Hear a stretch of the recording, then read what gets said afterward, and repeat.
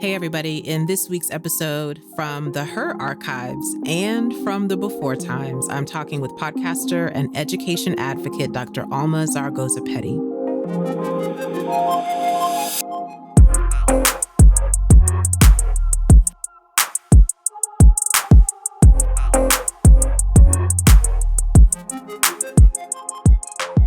Dr. Alma shares with us how she overcame obstacles on her path to education. Listen in as Dr. Zaragoza-Petty shares the barriers first-generation students encounter on their path to higher education and why it's important for marginalized people to pursue higher education. Let's take a listen. Hey, everybody, listeners, oh my gosh, welcome back. We are in the middle of such a fantastic season 2. And I'm so excited to have our next guest. Our theme for this episode is finding a path to higher education. So I want to welcome LA native, Dr. Alma L. Zaragoza-Petty. Y'all, I'm just so excited about it. Listen, so just so y'all know, Alma does all the things, but specifically, she works in LA as a first-generation student retention specialist in higher education. She is also the co-host of the Red Couch podcast, which I love this description. A brown-eyed social and political commentary with a hood twist. Yes, I'm here for it. Welcome, Dr. Alma, to the podcast. This is me clapping because no one's here. No one else is here to clap, Alma. So I'm just... We will clap for ourselves. That's right. That's right. We deserve these claps. So let me tell you how I first heard about you, Alma, which was many years before we ever met. And technically, we've never met in person still. I don't think. No, we haven't. No. We've had conversations on the phone. Yeah. We've co-planned a conference, never in person. We've done all the things except see each other in person. But I first heard about you from your husband, whose government name is Jason. But I didn't know that until I had known him for like 5 years. We were on an email train and people were like, and then Jason's gonna, and I was like, who are they talking about? And I was like, Which is Jason? Propaganda. That's his government name. So normally in the faith-based space, spoken word poets don't get booked at the same things. Typically, it's like they just book us one at a time. I don't know why. Except Prop and I would get booked for the same events. For many years, we would. And so I was sitting down in the green room talking to him, and he was just going on and on about how brilliant you were and all these things that you knew and what you were studying and what you teach people. And, you know, when people are married, it's kind of hard because you're not sure if they think their person's brilliant because they, you know, live with them and be in a bed with them and stuff. So you're just kind of like, you're just smiling like, oh, that's so good. Like goggles or it's really bad. Special because really, I was just like, oh, that's really nice. He thinks that of her. And then when I talked to you and knew more about you, I was like, oh no, he was actually very accurate, like super accurate. So shout out to Prop for just giving me all the brilliant information because he was very correct. Because sometimes people be married and they be like, oh, my husband, he sings so well. And then you're like, nah. Oh no. Like, really? I always feel like I won't live up to his like descriptions of me though, because he is just like my number one fan. Like he's just an amazing like supporter of mine, and it's just really cool whenever like people tell me that. I'm just like, man, I really hope I don't disappoint you now because he talked me up so big. You know. And listeners, if you're not familiar, Dr. Alma is married to Propaganda, who is a fantastic poet and MC and thought leader. So you want to know about that, but we're talking to Dr. Alma today. So we go talk to her and you can do the research on those things and on their podcast. So I have to tell you, Alma, that I have a cousin who is also named Alma. Okay. But all my people are from North Carolina. So when I was growing up, I knew her name to be Amma. There's no L in there? Nah, the L, we don't know where the L went. The L been gone. So all these years, I thought her name was A-M-M-A, Amma. That seems like that would make perfect sense. And there was something that I had to invite her to that my grandma spelled her name out for me. And I was like, who is Alma? She was like, that's your cousin Amma. No, it's not. No, it's not. How Amma come from Alma. Those are two, like, Yeah. how that work out? So I still don't know where the L is, but I guess that happens in North Carolina. Just consonants walk out. We don't know where to go. Yeah. I love it. Yes, every person that I've met that has like any kind of knows anyone with my name is usually like an older Black woman named Alma as well. I guess it's like, no, seriously, I don't know why this is a thing. Or they're like legit, like just Latinas, like other Latinas.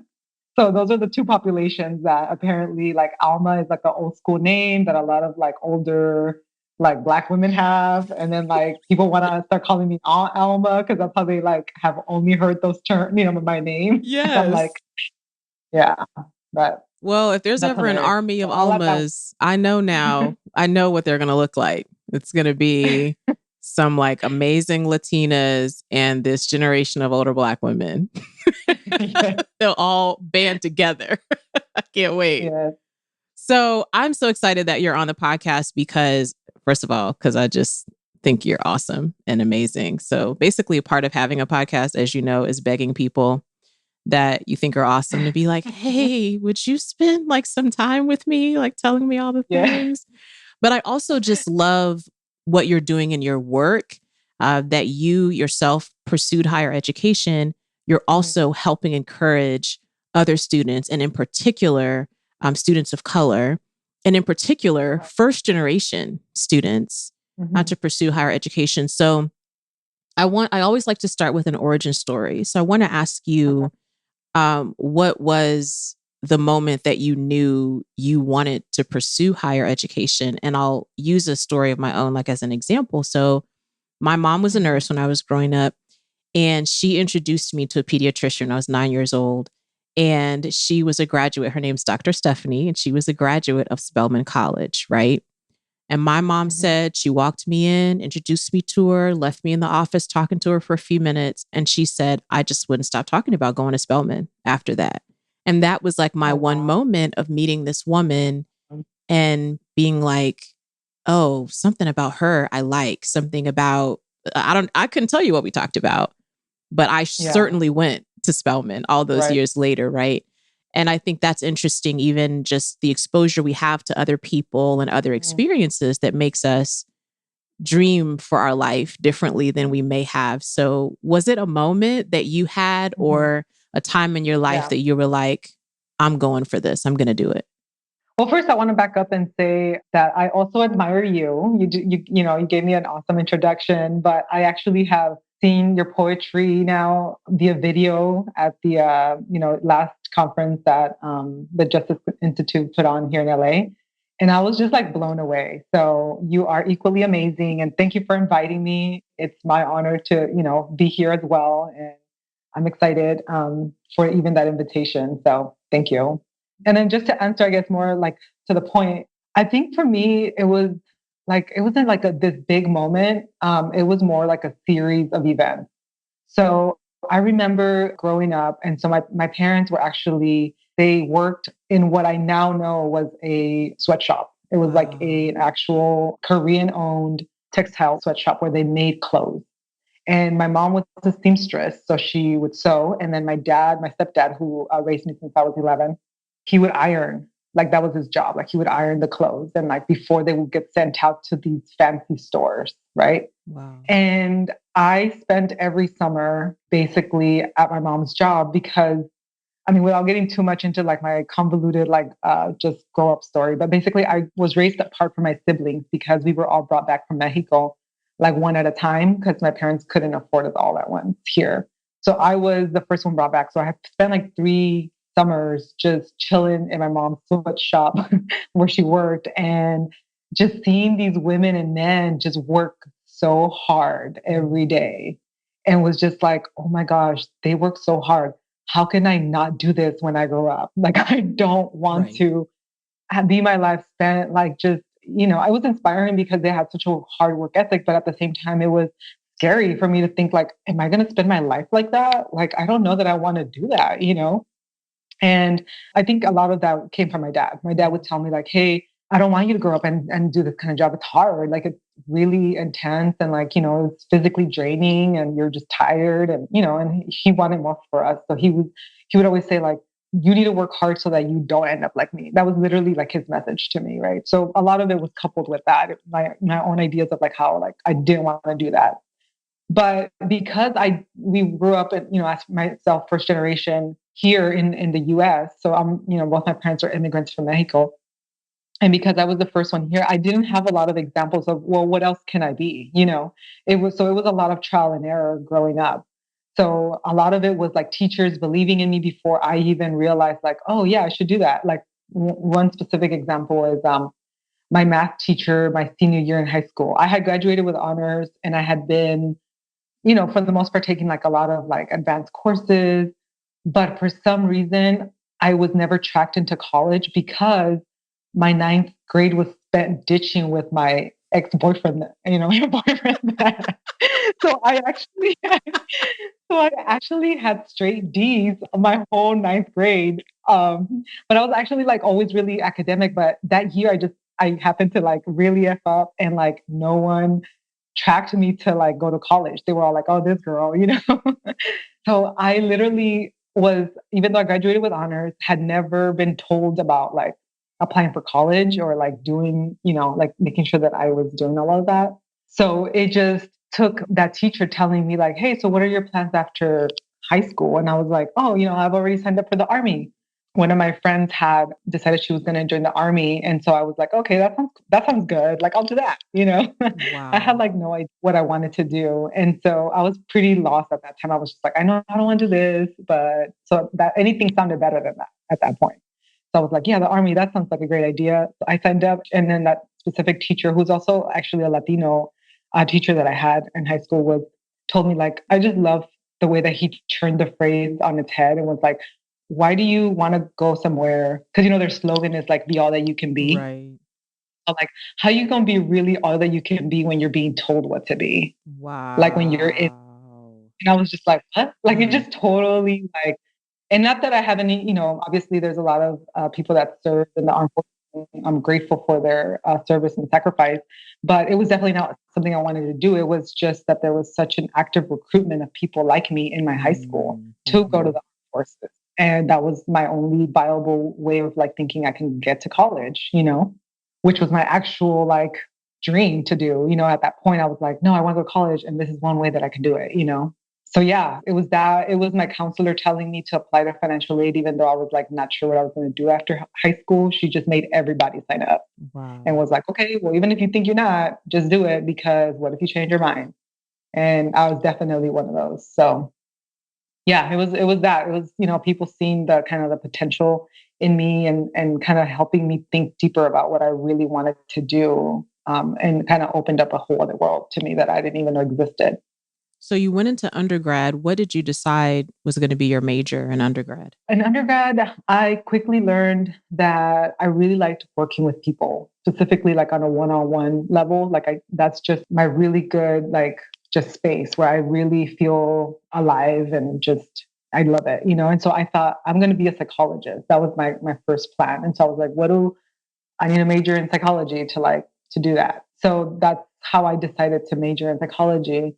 I didn't know at the time that at UCLA, which is where I got my undergraduate degree from, I didn't know at the time that it was actually very biological there. So it was very much like cognitive psychology, which was not as fun. Mm. I did not enjoy that. So I ended up adding English literature as a minor because it just kept me like feeling alive during Right. that time where I had to learn about all these synapses and things that I was like, oh, I don't really care about this, guys.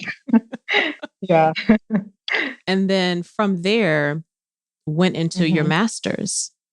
So, what did you decide from there after leaving undergrad? I feel like a lot of people get towards that end time of undergrad and are like, should I go get a master's? Should I not? So, how did that extension happen for you? And then did you decide you wanted to still study similarly, or like how did your studies change or stay the same when you went into your master's? So because I didn't really have a lot of people around me kind of guiding that process of higher education that kind of knew what it took, I actually went the most long brown way to get a PhD. So I have actually a master's in counseling that I got before my PhD.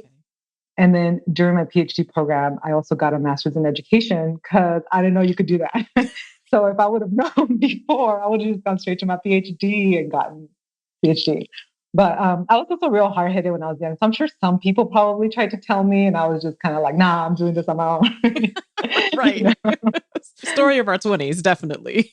Like, Yes, oh, for that's what you're sure. saying? Nah, I'm not doing that.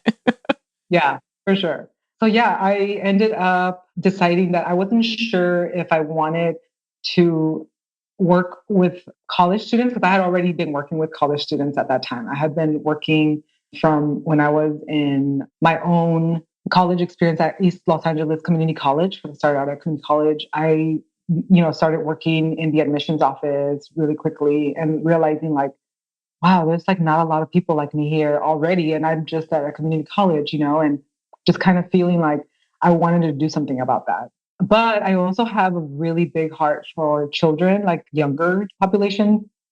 At that time, I was like, so I was really conflicted. So I took a year off after UCLA to try actually working with children and see how I liked it. So the fact that I'm working with college students lets you know I did like it. Didn't work out.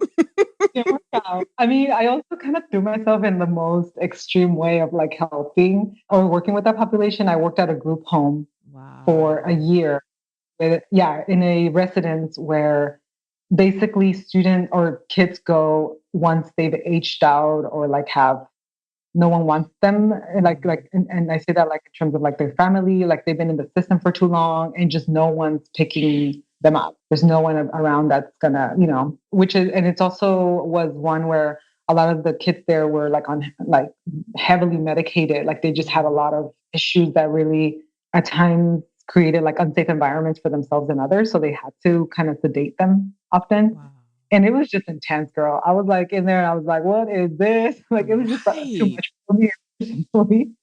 I would like go home and just nap like the sadness away and just like try to get up the next day and like go back at it. But it was a blur that year. It just was intensely like emotional, like draining, just everything. And I was just like, yeah, I don't think I'm cut out for this. Like it was just too much on me.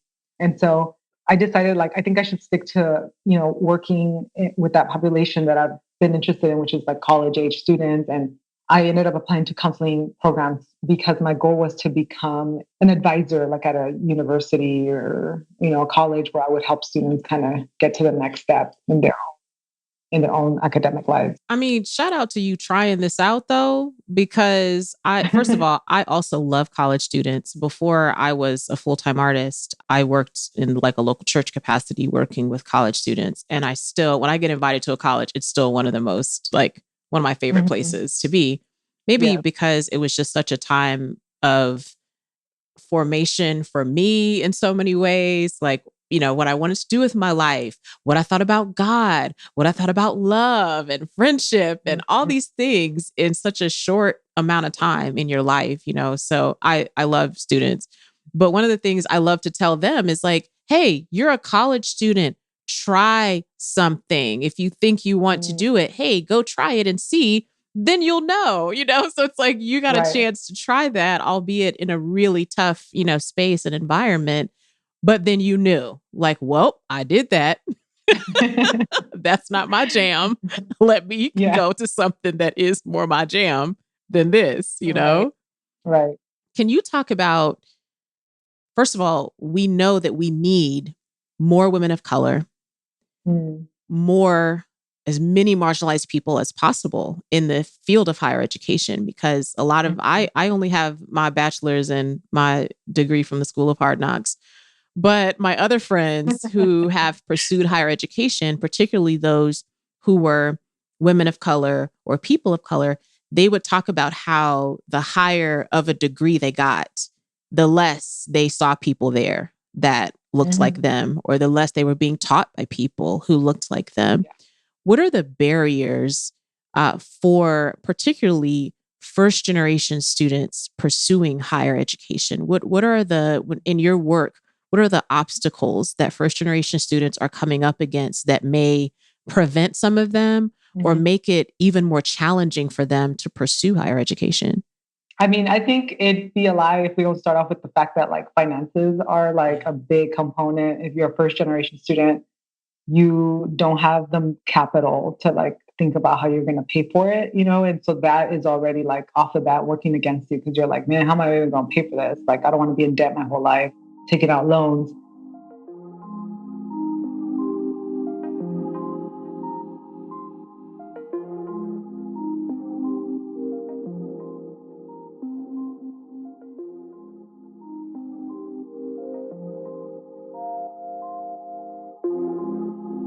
In California, anyway, I'm not sure how it works in other states, but I know a lot of California policy and the context here. And I know that here, students who, whose parents make a certain level of income will get grants. So it gets totally paid for them, right? So that's one quick way that like they're able to like now envision like, okay, I can do this, Like one of the reasons I went to UCLA was actually, it was not my top choice. My top choice was Berkeley.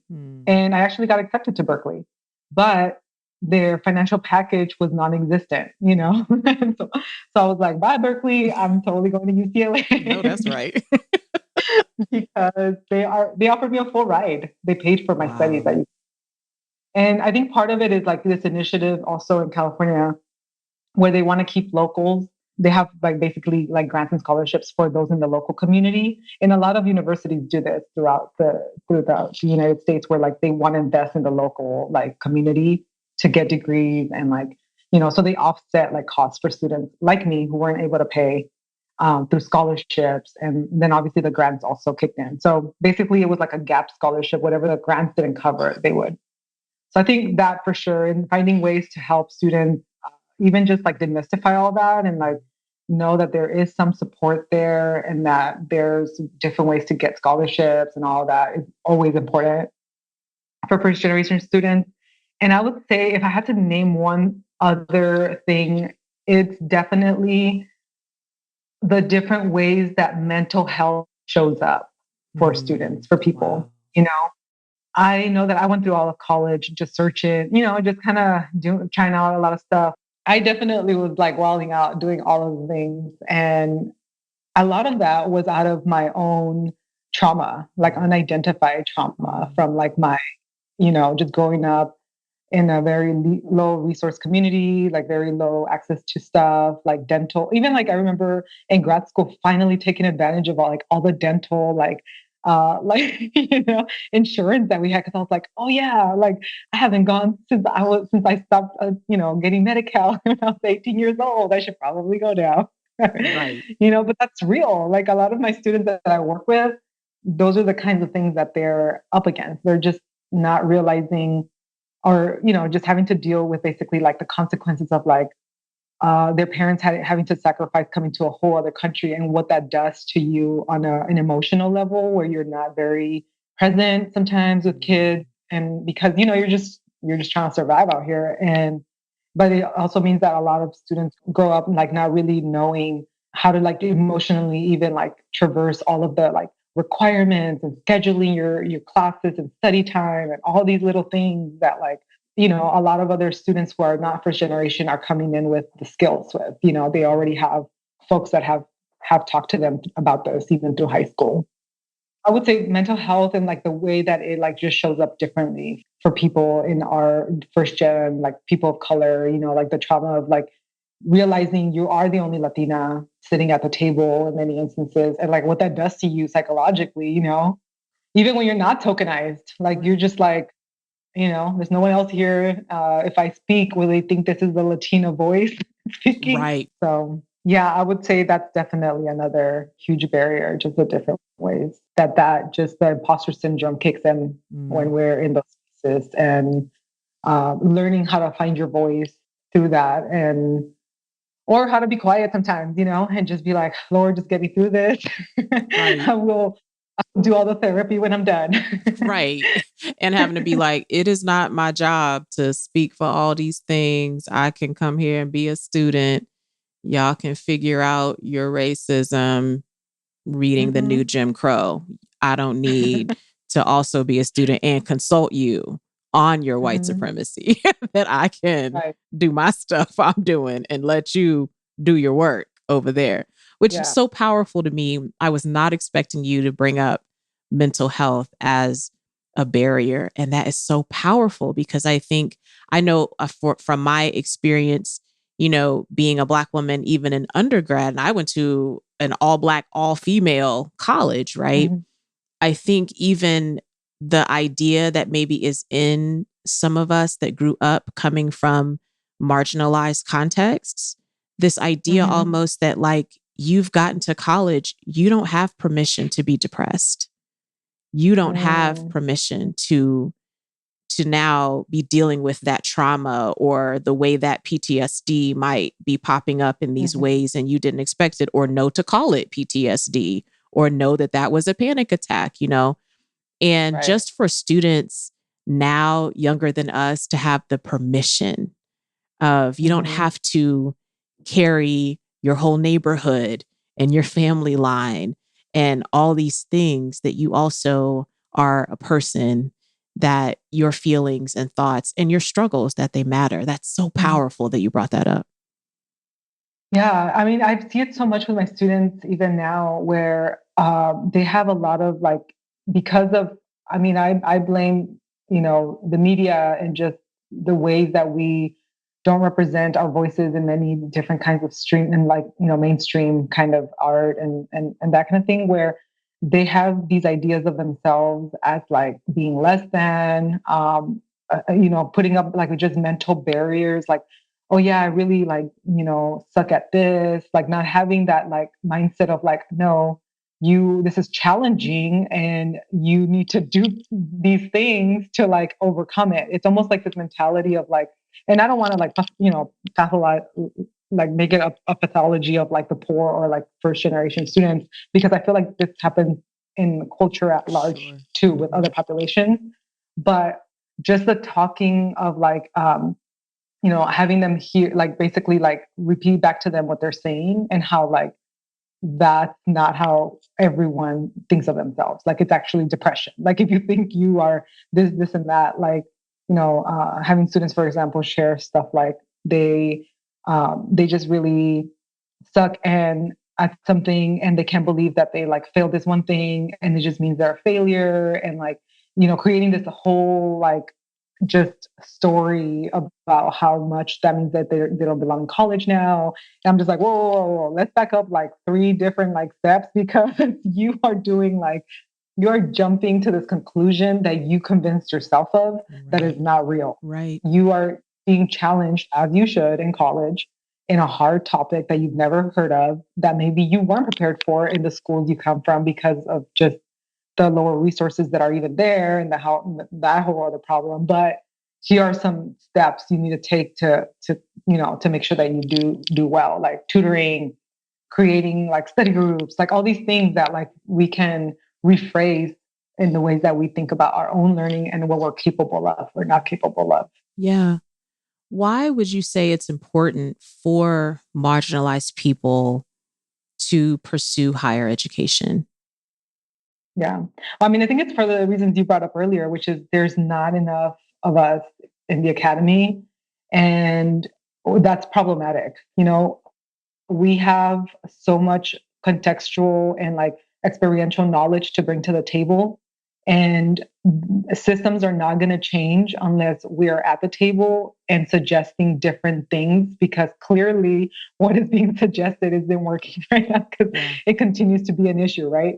So the reason why we, even feel imposter syndrome is because we see all of our professors and they're all like, white males or non people of color often. It's hard. I remember like when I was teaching at Chapman, I had a few students who was like, you are my only like Latina professor like I've ever seen, heard of, Wow. like, like didn't even realize that was a thing. Kind of, like almost like they were just very shocked. And then the fact that I even had some of them for two classes, they were like, oh my gosh, I have like a Latina professor for two classes. Like this is probably the most diverse it's going to get when I'm in college, in terms of who's teaching me. I think Latinas are the most underrepresented in higher education in the professorate level. Well, it's just the history of it. We just haven't been here like we have been here a long time when like Mexico was part of the US, but we just haven't had the opportunities to actually like be here, right? Like Right. Right. actually go through the systems of higher ed that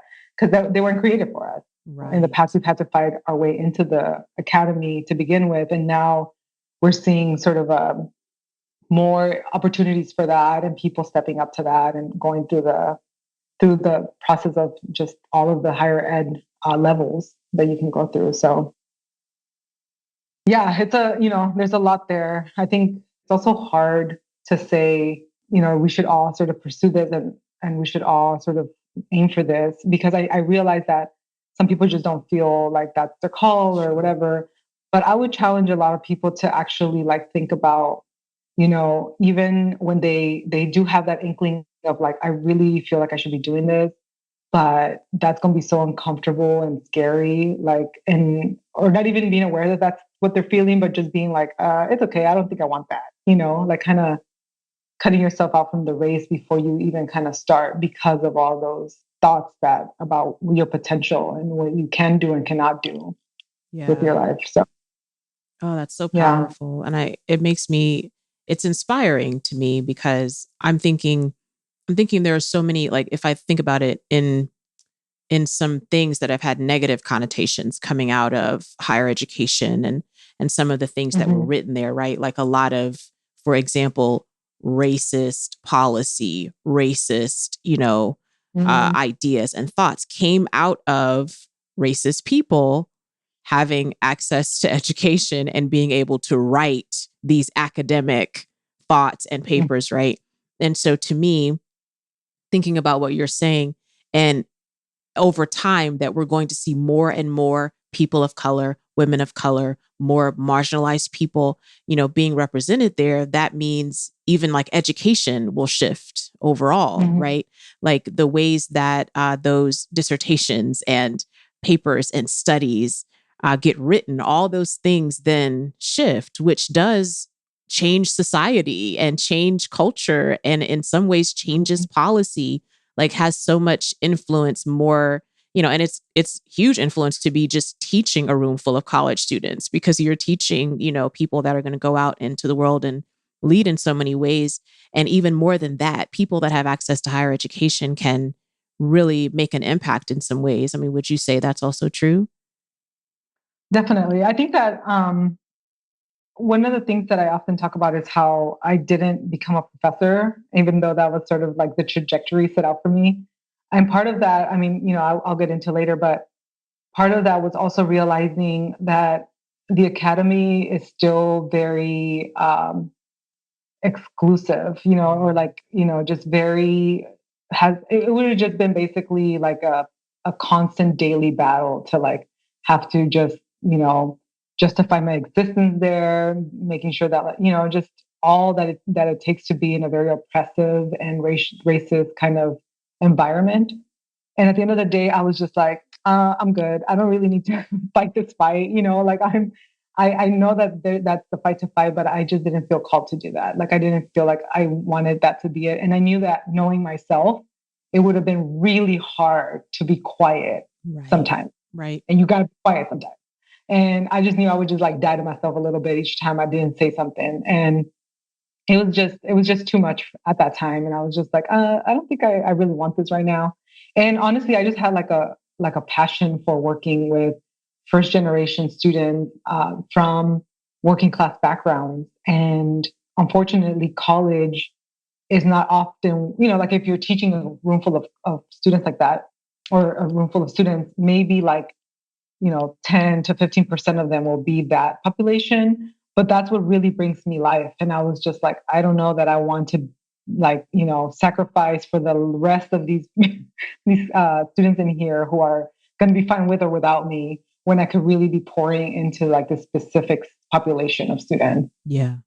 which is what I really, found myself wanting to do. Even in the example you just gave, you were able to use that influence even past the classroom, that there are all Hmm. these different ways that that can work out, which I think is so powerful. I wanted to ask you also, for Hmm. people who are sort of on the fence about pursuing higher ed, whether that's a master's for them or a PhD.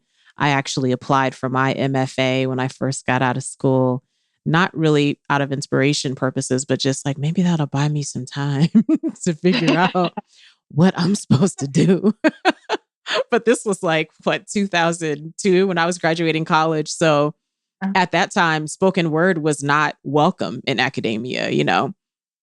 So I sent them all my little spoken word poems and they were like, no, ma'am, we trying to see these haikus, these sonnets, these sestinas. You know, we do not care about your long free verse. Whereas now there are lots of spoken word poets who get MFAs, you know, but I think many Right. people who get to either, you know, they maybe get to their associates and then they're trying to decide about, you know, do they go further into a bachelor's or finish their bachelor's, trying to decide about master's or so on. But think about whatever in their life are the obstacles, whether, Mhm. like you said, it's money. I know for some of my friends, it's been the age they are, or maybe the way their family dynamic might be at that point. They might be caring for aging parents. They might have little ones or be working a job and wondering, how can I work and, you know, pursue this dream I have? What would be the encouragement you would say to people who do have a passion for this? They do want to pursue Yeah. higher education. They just wonder if they can surpass what may be the challenges or obstacles in front of them. What would you say to them? Yeah. I mean, I think that there's always a way to figure out and find your allies in any space. You know, like we've had to do that as people, women of color, specifically in this country for all of history. But so I feel like there's always going to be a way for you to create that circle of people who are going to be there for you, supporting you, just encouraging you. And that's really, really important if you're stepping into something that you know is going to be require in lots of ways, you know, challenging some oppressive kind of systems, and maybe even you know, really using your voice even during that time to kind of push back a little bit at policies and all that. So definitely like setting up a circle of just like-minded individuals who are going to support you, who are going to be your cheerleaders and are going to kind of keep you pushing. I think also for me, a big driver was, I think I was always very scared of being in my deathbed and being like, not to take it super like deep and scary, but being like, I should have really tried that and I didn't. Like, I don't want Yeah. to ever say that. Like, I'd rather say I tried it and I sucked at it and I failed, but I tried it, you know?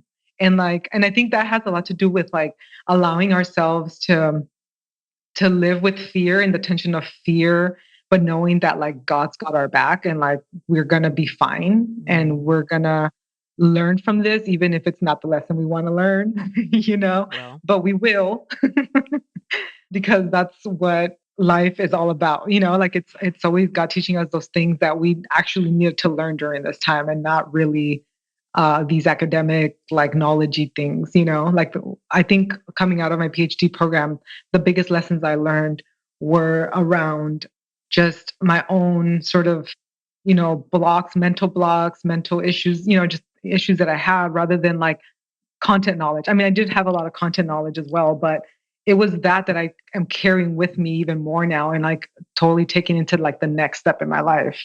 And I think when we stop ourselves from especially if you have like a really deep desire and you're like pretty sure this is like not even coming from you anymore. It's like you are supposed to do this, but you're just like, you know, just scared. I mean, there's no other word. Like you're probably just scared.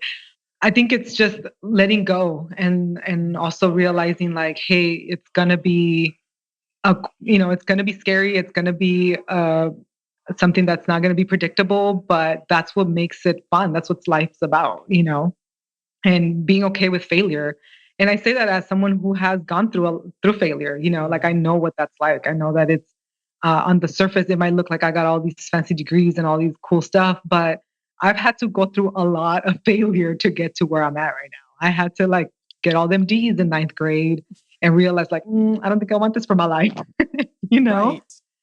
And at one point almost getting kicked out of my PhD program for like talking my, you know, running my mouth when I shouldn't have, and just things that I learned that I was like, wow, I wouldn't have learned this if I wouldn't have pushed myself to my zones of uncomfort, it's really easy sometimes to, I think, to not rock the boat or like not kind of change things up. But ultimately, it's your life and you're going to look back at the end of it and you're going to be the one to know really when you tried or when you just kind of took a shortcut because you didn't want to do that, Yeah. And then you rob the next generation of nothing. Come on, you rob the next generation. Yes. I hope people listen Of and like feel a good your pressure. healing because you didn't want to go through your healing. So Yes. We hope you feel a weighted blanket sort of pressure to do these things yes. that you're supposed to do in your life.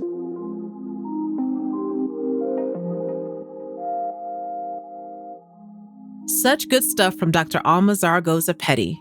Make sure you check out Dr. Alma's podcasts, The Red Couch and Prickly Pear Collective.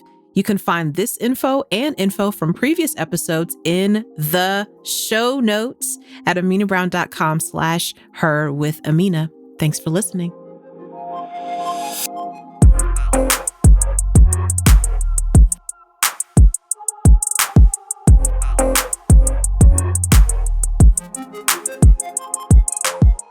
Her with Amena Brown is produced by Matt Owen for Soul Graffiti Productions as a part of the Seneca Women Podcast Network in partnership with iHeartRadio. Thanks for listening, and don't forget to subscribe, rate, and review the podcast.